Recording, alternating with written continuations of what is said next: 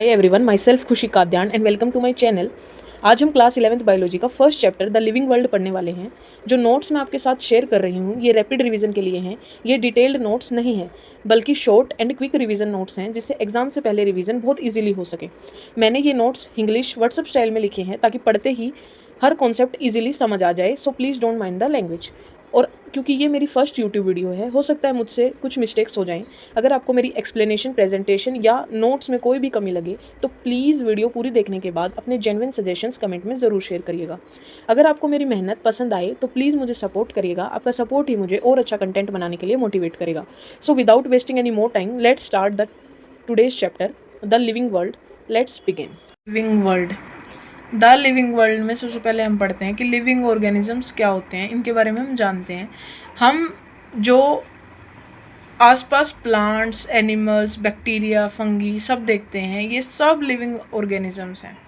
लेकिन इसमें क्वेश्चन ये आता है कि लिविंग और नॉन लिविंग में डिफरेंस क्या है। तो जो साइंटिस्ट थे हमारे, उन्होंने कुछ कैरेक्टरिस्टिक्स बताई हैं। वो कैरेक्टरिस्टिक्स ऑफ लिविंग ऑर्गेनिजम्स क्या क्या हैं? वो हैं ग्रोथ सबसे पहले। सेकंड आ जाता है वो क्या क्या है, हम पहले बताते हैं कि ग्रोथ, 6 कैरेक्टरिस्टिक्स हैं। ग्रोथ, रिप्रोडक्शन, मेटाबॉलिज्म जो कि बहुत इंपॉर्टेंट है, मेटाबॉलिज्म, ठीक है, सेलुलर ऑर्गेनाइजेशन,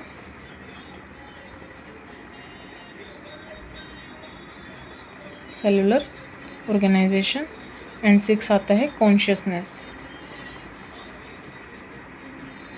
कॉन्शियसनेस, इसको हम रिस्पॉन्सिवनेस भी बोल सकते हैं।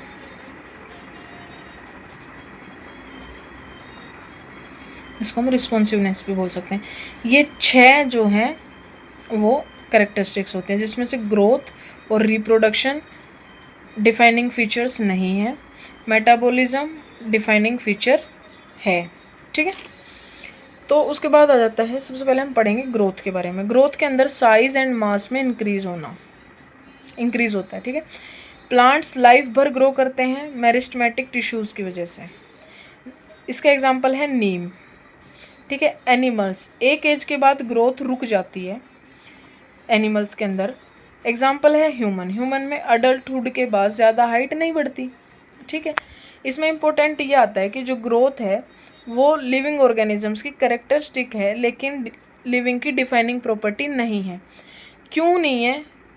फिर इसके बाद ये क्वेश्चन आता है कि क्यों नहीं है? क्योंकि नॉन लिविंग हैं वो भी ग्रो कर सकते हैं।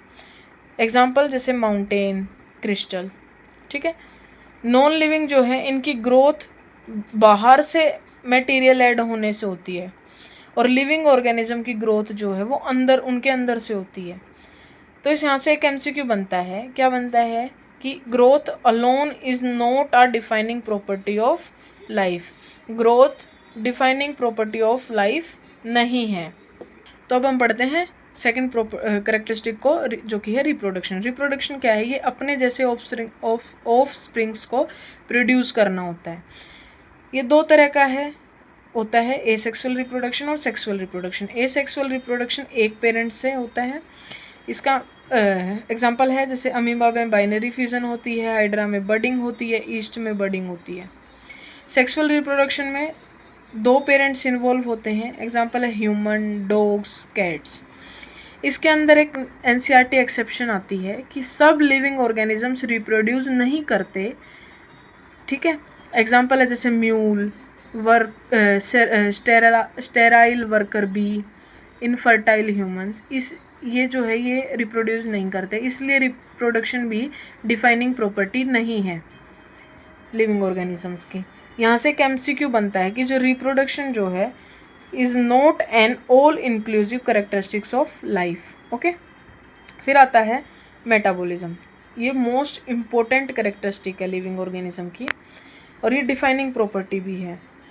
तो इस क्या होता है ये कि बॉडी के अंदर होने वाली सारी बायोकेमिकल रिएक्शंस को मेटाबॉलिज्म कहते हैं।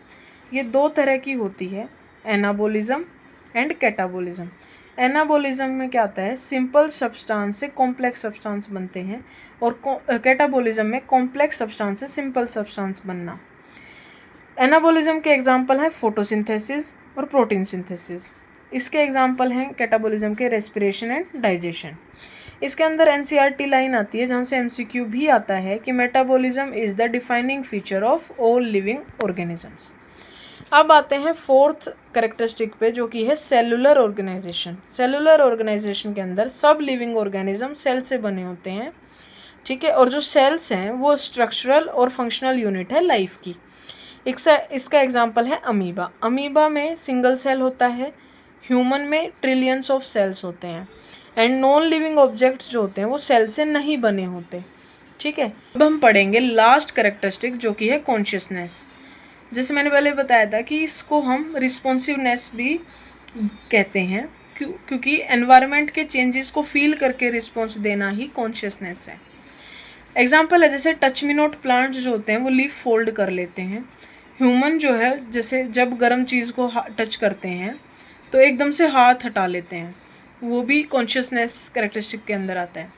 एनसीईआरटी पॉइंट क्या है इसके अंदर कि कॉन्शियसनेस लिविंग ऑर्गेनिजम्स की मोस्ट ऑब्वियस प्रॉपर्टी है, ठीक है।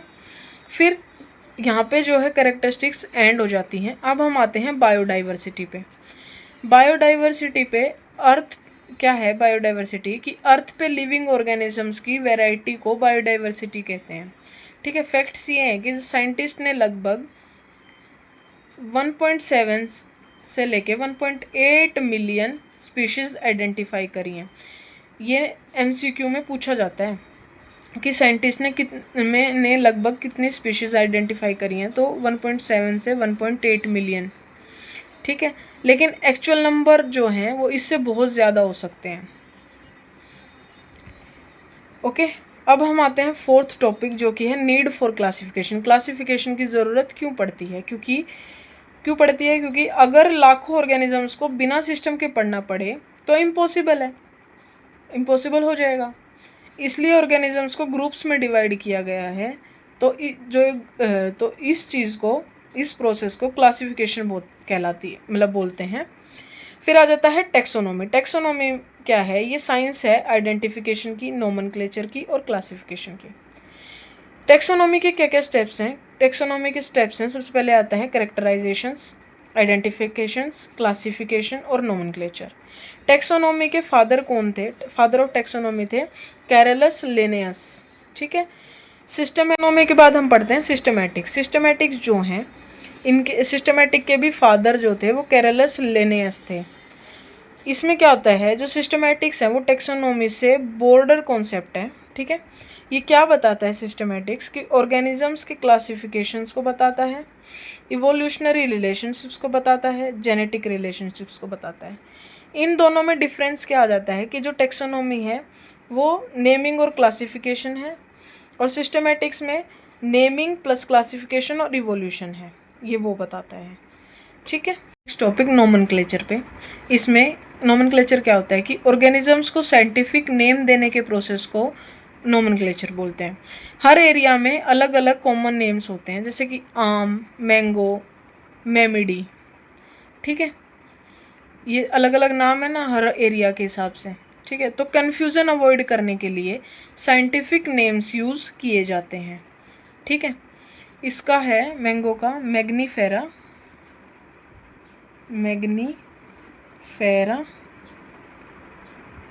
इंडिका, ठीक है। फिर हम आते हैं बाइनोमियल नोमेनक्लेचर पे। नेक्स्ट टॉपिक जो बाइनोमियल नोमेनक्लेचर क्या है, ये इंट्रोड्यूस करी थी किसने? कैरलस लिनेयस ने।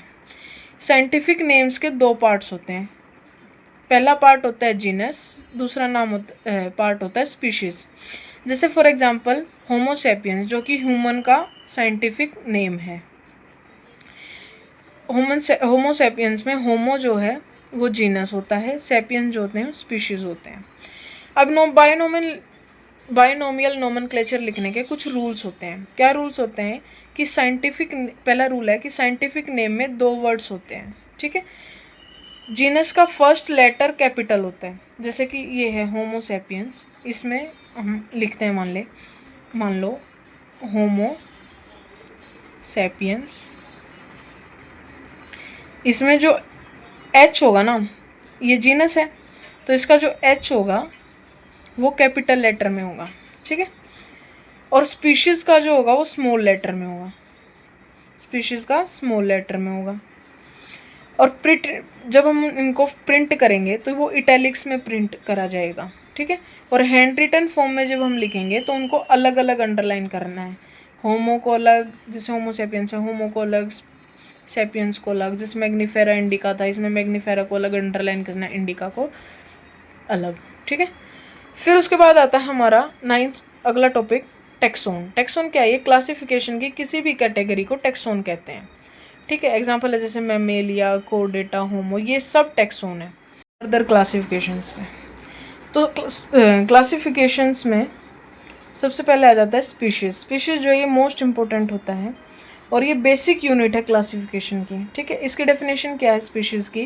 कि ऐसे ऑर्गेनिजम्स जो नेचुरली इंटरब्रीड कर सकें और फर्टाइल ऑफस्प्रिंग्स जो हैं उनको प्रोड्यूस कर सकें। इनके एग्जाम्पल है जैसे होमो, होमो का साइंटिफिक नेम है homo sapiens, tiger panthera tigris. Important बात क्या है स्पीशीज़ में? यही है कि जो बेसिक यूनिट है क्लासिफिकेशन की वो स्पीशीज़ होता है। तो अब हम आते हैं अगले पे, जो कि है जीनस।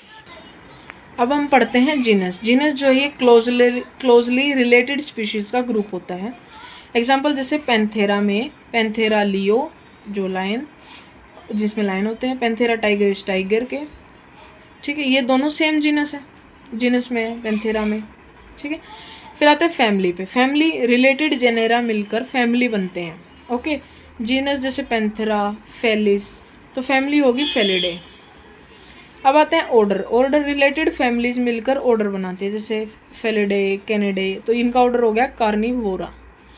क्लासेस, फिर आता है क्लास। क्लास में रिलेटेड ऑर्डर्स मिलकर क्लास बनाते हैं। एग्जाम्पल हो गया कार्निवोरा प्राइमेटा, इसकी क्लास क्या होगी? Mammalia, okay.